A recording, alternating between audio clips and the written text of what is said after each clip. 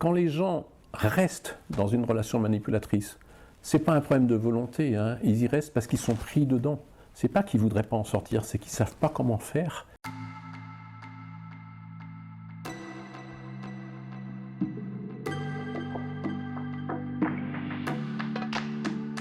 Ils vont continuer, alors que l'autre est quand même en train d'abuser d'eux, à penser que c'est de leur faute. Moi, j'entends souvent ça dans ma clientèle. Ça m'effraie d'ailleurs d'entendre, par exemple, des femmes manipulées, gravement, qui m'expliquent « Ah oui, mais il faisait ça pour mon bien. » Comment ça, il faisait ça pour votre bien? Prenez conscience de cette culpabilité excessive, de son caractère excessif, et soyez un peu plus factuel. Mais finalement, je suis responsable de quoi, là, dans ce qui m'arrive? Qu'est-ce que j'ai fait, moi?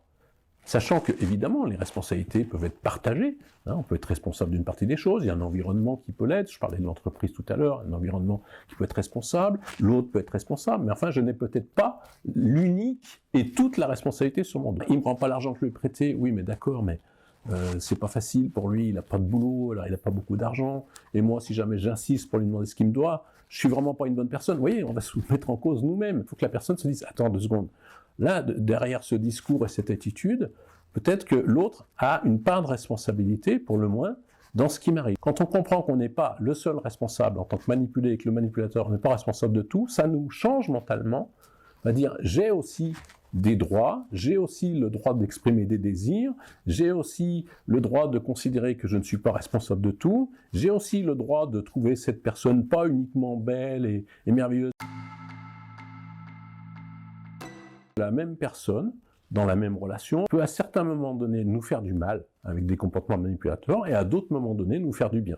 C'est d'ailleurs pour ça que nos patients et nos patientes ont tant de difficultés à sortir de relations amoureuses manipulatrices. Moi, j'ai vu des gens qu'on était à leur 3e relation manipulatrice qui avait duré chacune plusieurs années et qui n'arrivaient pas à en sortir. C'est parce que il y avait du bon aussi dans cette relation. Et ça, c'est ce qu'on dit peut-être pas assez, parce qu'on voit le phénomène de manipulation comme tellement uniquement négatif qu'on se rend pas compte que c'est plus compliqué que ça, que les humains ont tous des côtés positifs négatifs et que les relations ont toutes des côtés positifs négatifs. Il faut savoir dire non et répondre aux critiques.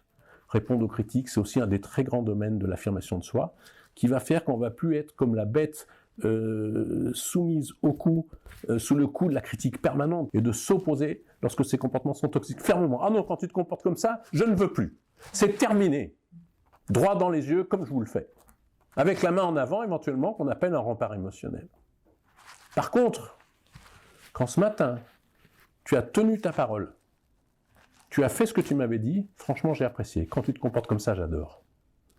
Donc, on refuse le comportement toxique, et on accepte, voire on renforce, on remercie, on positive le comportement qui nous fait du bien. Quand la personne dit, quand là, hier ou ce matin, tu as fait ce que tu as dit, j'étais très bien, elle va favoriser la cohérence entre l'acte et la parole. Elle peut même ajouter d'ailleurs, je préfère que tu m'en dises moins et que tu fasses ce que tu dis.